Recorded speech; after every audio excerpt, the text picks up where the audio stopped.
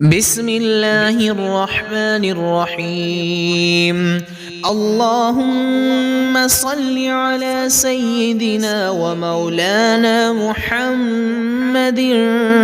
صاحب التاج والمعراج والبراق والعلم، دافع البلاء والوباء والقحط والمرض والألم، اسمه مكتوب مرفوع مشفوع منقوش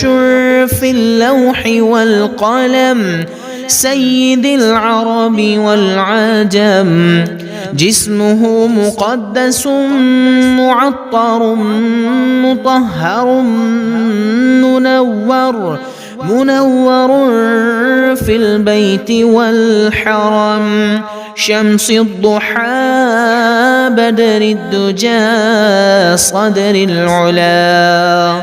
نور الهدى كهف الورى مصباح الظلم، جميل الشيم شفيع الأمم، صاحب الجود والكرم، والله عاصمه وجبريل خادمه، والبراق مركبه والمعراج سفره، وسدرة المنتهى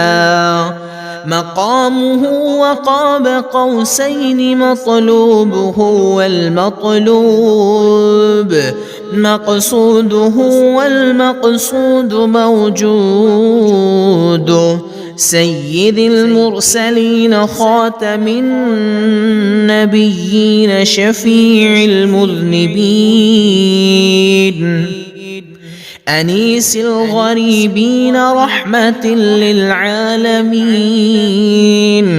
راحة العاشقين مراد المشتاقين،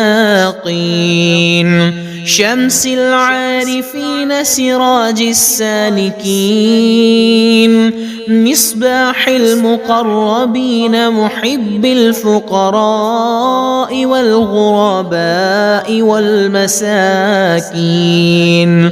سيد الثقلين نبي الحرمين إمام القبلتين، وسيلتنا في الدارين صاحب قاب قوسين، محبوب رب المشرقين ورب المغربين، جد الحسن والحسين مولانا ومولى الثقلين أبي القاسم محمد بن عبد الله، نور